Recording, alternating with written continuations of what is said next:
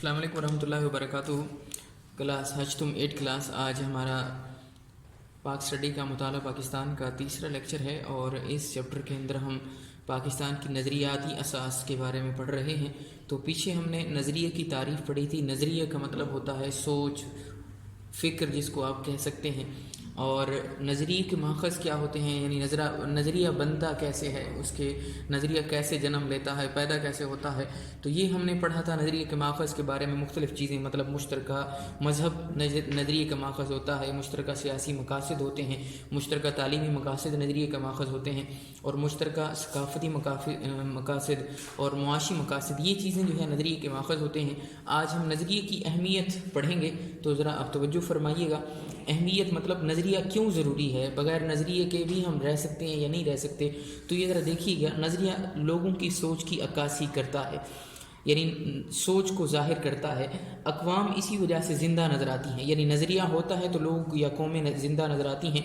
नज़रिया इंसान के एक दूसरे के साथ कौमी हुकूक़ व फ़राइज़ की वजाहत करता है, यानी किसकी क्या ज़िम्मेदारी है, किसका क्या हक़ है, ये चीज़ें जानने के लिए हमें नज़रिए का जानना ज़रूरी होता है। नज़रिया कौम को मुत्तहिद रखने में मददगार साबित होता है, यानी एक नज़रिया ही ऐसी चीज़ है जिससे लोग कौम मुत्तहिद रह सकती है। नज़रिया मकासद के हुसूल के लिए, हुसूल मतलब हासिल करने के लिए, हर किस्म की मुश्किलात का मुकाबला करने की ताकत बख्शता है। यानी जो भी मुसीबतें आएँ, मुश्किलात आएँ, उन मुसीबतों और मुश्किलात का मुकाबला करने के लिए हमें नज़रिए की ज़रूरत होती है। नज़रिया मकासद के हुसूल के लिए जद्दोजहद मतलब कोशिश का जज्बा पैदा करता है और मकसद के हुसूल को यकीनी बनाता है। नज़रिया इनकलाब को जन्म देता है, यानी इससे तब्दीली आती है और इसकी वजह से नई राहें खुलती हैं और मंजिलें आसान होती हैं। कोई भी नज़रिया फ़ौरन वजूद में नहीं आता, बल्कि उसके पीछे कुछ वाक़यात काम कर रहे होते हैं। आम तौर पर नज़रिया मुआशरे के पसमानदा लोगों में महरूमी को ख़त्म करने के लिए वजूद में आता है। यानी आम तौर पर नज़रिया क्यों पैदा होता है कि लोगों के अंदर महरूमी पैदा हो जाती है और उनको हुकूक सही तरह मिल नहीं रहे होते।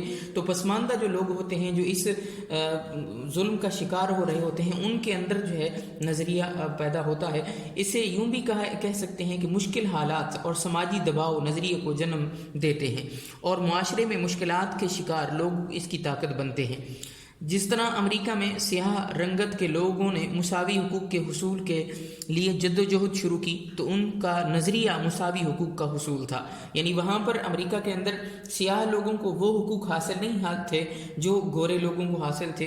तो इसीलिए सियाह लोगों ने तहरीक शुरू की, नज़रिया बनाया और ये मतलब अपना मकसद रखा कि उन्हें भी उसी तरह हुकूक हासिल होने चाहिए जिस तरह एक सफ़ेद फार्म को हासिल होते हैं। तो इसलिए उन्होंने एक नज़रिया बना के कोशिश शुरू कर दी।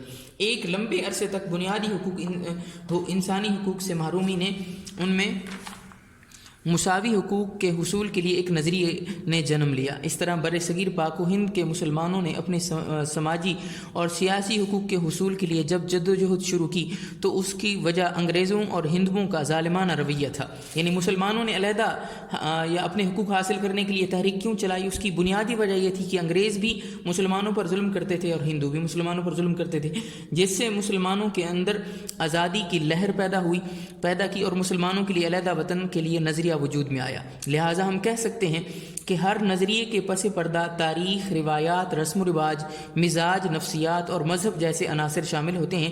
यानी ये चीज़ें जो हैं वो पस मंज़र में मौजूद होती हैं, तब नज़रिया जन्म लेता है, नज़रिया पैदा होता है।